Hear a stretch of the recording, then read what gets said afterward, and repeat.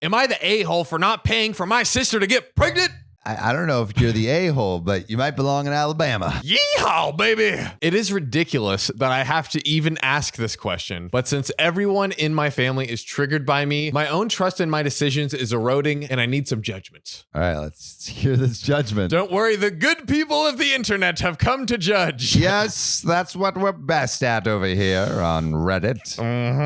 I, 34 female, have a sister, 29 female, who's been battling with infertility issues for the past 5 years. Since I'm not married and don't plan on having any children, my parents are desperately looking to have a grandchild, and so they're doing everything they can to support my sister. Some of her previous failed pregnancies were high risk, and she had to quit most of her jobs halfway after getting pregnant, and her husband makes just enough to support them both. So, to help them out financially, my parents, along with one of my parental aunts, set up a small fund to support the IVF procedures. In vitro fertilization. Basically to help someone get pregnant. The thing is, at first, everyone was motivated, and since we had at least 25 people from the community and my family who chipped in every Christmas, it was okay, and the burden didn't just fall on me, although, whenever there's an although, something's going down. Since the start, I was pressured into contributing the most. Why does one person got to carry the whole load like that? It seems like it should be distributed. This is democracy. Everyone gets a vote. Everyone pays their baby taxes.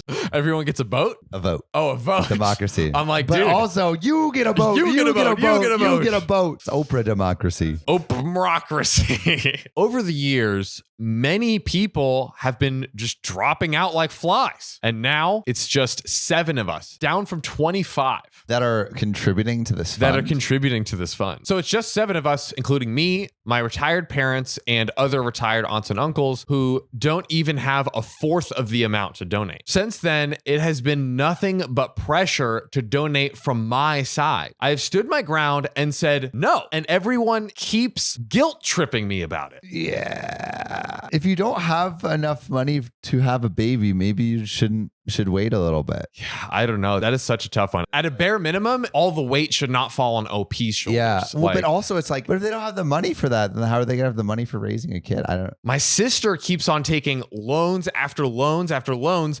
And I don't know, but the anger and stress of all of this is being projected on me. Oh, so the sister is like going into debt. I understand wanting a baby, but it's like you're just going into a ton of debt before you even had the kid. Like if they had invested in KuCoin instead of, all this IVF, they could have paid for like 3 IVFs and they would have been able to have all the money they needed to pay for it if they invested like 5 years ago. Exactly. Like just keep investing over time, and you can earn over 60% interest on KuCoin. So that would have helped a lot. Yeah. And everyone that uses our bio link can get $25 free when they trade $100. That's right. So click our bio link and get your free money, baby.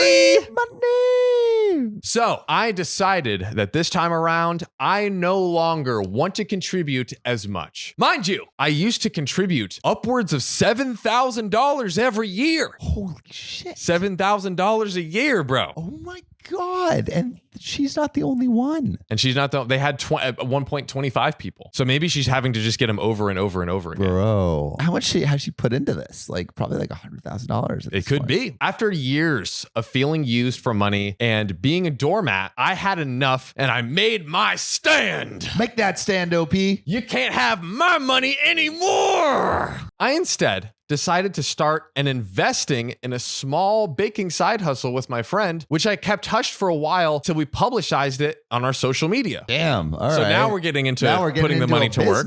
My sister found out and made a scene to my parents saying that I was being cruel and greedy with my money. And when literally all this time, I was the one contributing the most out of any of them. Let OP start her baking business. Let her live in peace. Come on. This baking side hustle had been a dream of mine since I was young, and never mind the fact that they don't want to support me because of my sister's IVF issues are overshadowing everything. Yeah. Yeah. It's like they just want a grandchild. They don't care about your little muffins. Bacon, and your little banana nut loaves. We can't raise those loaves. My sister says that baking aspirations can be halted and continued later, but she only has limited time left. Sounds like that time ran out, man. Am I the a-hole here? Like, please tell me me, I'm not just going crazy. Obviously, whatever she says, I'm sticking to my baking business. Plus, it's co-operated by my friend, so I can't just quit this side hustle on a whim and leave them hanging. Yeah, no, OP, you're not the a-hole. You contributed $7,000 A year. How much money can you possibly spend on this? This is nuts. This is OP, you're not the a-hole. No way. No way. Okay. OP.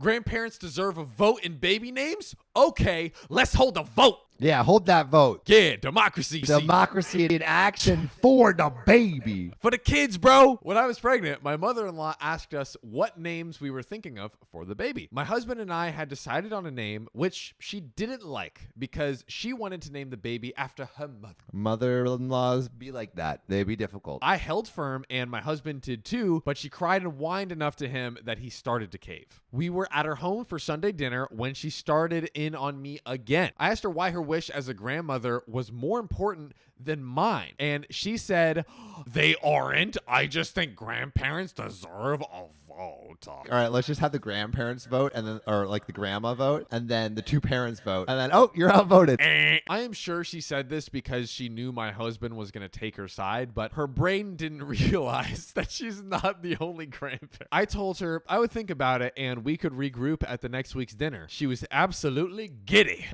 She's like, now I will have my way. Democracy in action.